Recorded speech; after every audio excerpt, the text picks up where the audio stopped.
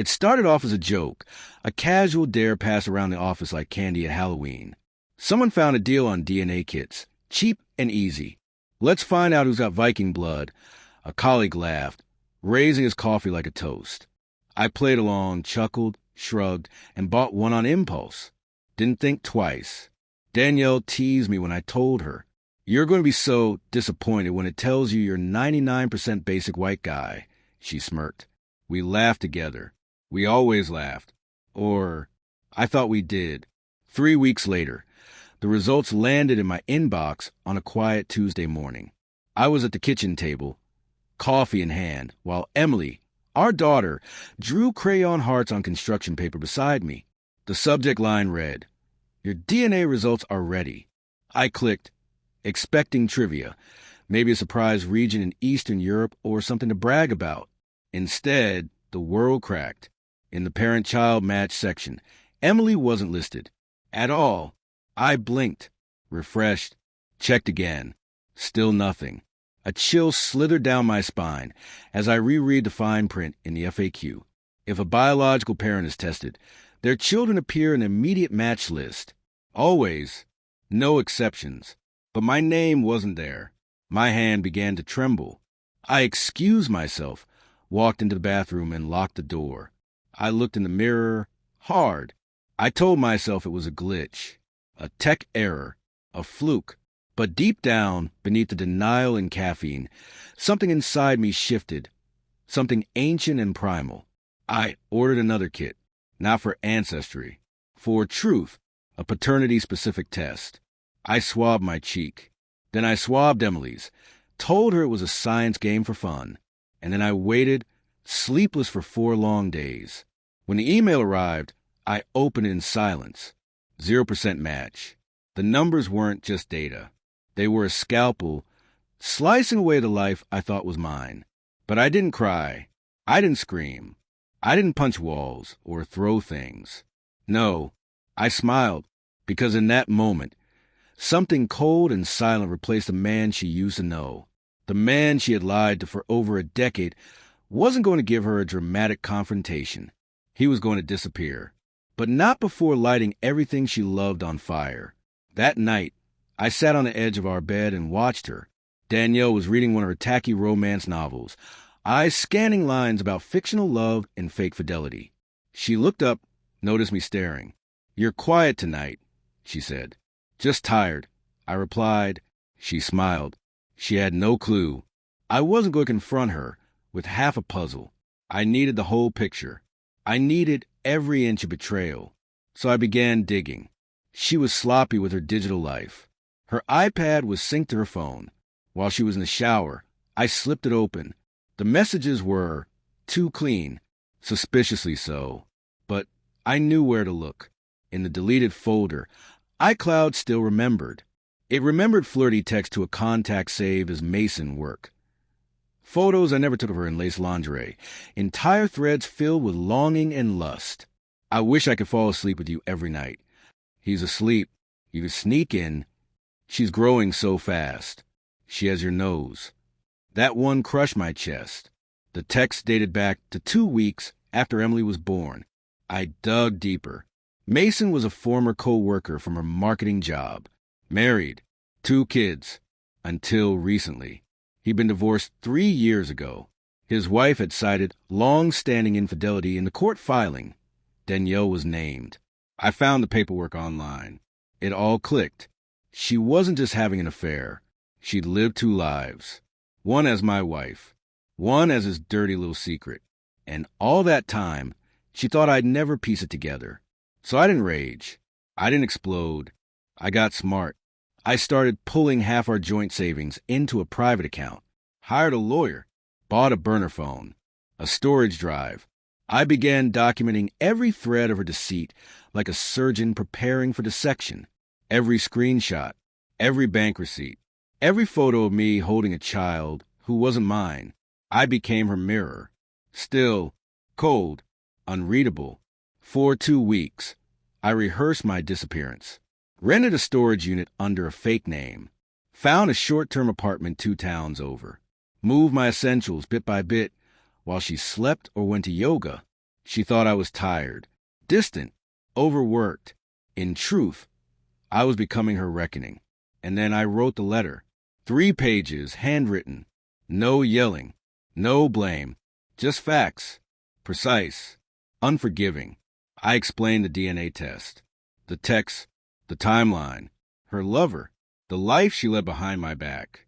You stole 12 years of my life and called it love. You stole a fatherhood that never belonged to me and called it fate. Now I'm taking something back. My silence, my absence, and your illusion of a clean escape. You don't get closure. You get consequences. I left on the kitchen table beside one of Emily's drawings, a stick figure family, with Daddy written under my name. It shattered me, but she had shattered much more. By the time Danielle read the letter, I was halfway across the country. My phone was disconnected, social media wiped. Work informed I had taken extended leave, a quiet, airtight NDA in place. She tried to call my family first, but they already knew. I'd told them everything. Her sobs hit cold ears. You deserve whatever's coming, my brother told her, and we don't want to hear another word. Then she made her second mistake. She turned to Mason. Too late. He'd already been burned. One of my scheduled emails had gone to his ex-wife, full of screenshots and timestamps.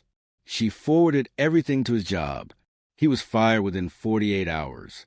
HR investigations don't like repeated infractions. When Danielle finally reached him, he snapped. You promised this was over. You said he didn't matter. Now my job's gone. My ex's lawyer is back on the warpath. And you? You're radioactive. Her entire escape plan imploded. And still it wasn't over. Danielle worked in PR. Her image was her currency. That anonymous blog I created? Private at first, yes. But a few well-placed posts on the right forums, a few whispers in subreddits, and her world cracked wide open. Is this about Danielle W. in Denver? Did she cheat with Mason from Franklin and Company? I always knew something was off about her. Within a week, her employer asked her to resign for optics. She'd built her career on appearances, and now her reflection was in ruins. A month later, I received a message from a blocked number. I lost everything. Are you happy now? Then another, please. I never meant to hurt you like this. Then a photo of Danielle on the floor. Our living room now stripped of furniture, surrounded by unopened bills and custody notices. No makeup, no filters, just ruin. I didn't block her. Not yet, because silence, when echoed into desperation, is far more devastating than a shouted goodbye. Then came the post. Her Hail Mary, a long-winded social media confession, teary-eyed selfie, regret dripping from every line. I made mistakes. I lost someone I truly loved. But the internet didn't buy it. So now you're the victim? Where was this energy when he was raising someone else's child? The backlash was instant, brutal. She deleted the post within hours. And then the knock at my new apartment door. 3 states away. Danielle, wild-eyed, makeup smeared, kneeling on the sidewalk. Please, she whispered. I know what I did was unforgivable, but I never stopped loving you. I stepped outside, cold as stone. You stopped loving me. I said, the moment you chose him, over and over, for 12 years. She clutched my hand. You raised her. That has to mean something. It does, I said, handing her the envelope. It means I loved a child who wasn't mine, because I thought she was. And now, I won't pretend anymore. Inside the envelope, a legal disavowal of paternity, a waiver of property, the final notice from court, and a note. There is no going back. There is no us. And from now on, there is no me in your world at all. She looked up, lips trembling, but I was already walking away, not out of anger, out of freedom. A year passed. No calls, no letters, no more lies, just peace. I lived in a small house by a quiet lake, painting again, reading, hiking trails alone, and not once feeling lonely. I was rebuilding the man she broke. I was becoming someone new, someone sharper, wiser, someone who knew betrayal didn't make you weak. It carved the armor you should have always worn. Emily sent a letter once. Handwritten. Tear-stained. Do you hate me? I miss you. I don't care about biology. You'll always be Dad to me. I waited, then wrote back. You are innocent. You didn't choose your start, but you can choose your path. I'll always care. But I can't return to that life. Not now. It hurt, but it was honest. Danielle remarried eventually. Probably out of panic, not love. But the world never forgot. The blog stayed live. The whispers never stopped. New jobs never stuck. New friends always seemed to vanish. That was my final revenge. Not loud, not messy, just truth, unflinching and permanent. Sometimes I wonder what would have happened if I never took that DNA test. Would I still be tucking in someone else's child? Would I still be sleeping beside a woman who smiled with one mouth and lied with another? That test didn't destroy me. It set me free. And from the wreckage, I didn't just survive, I built something real.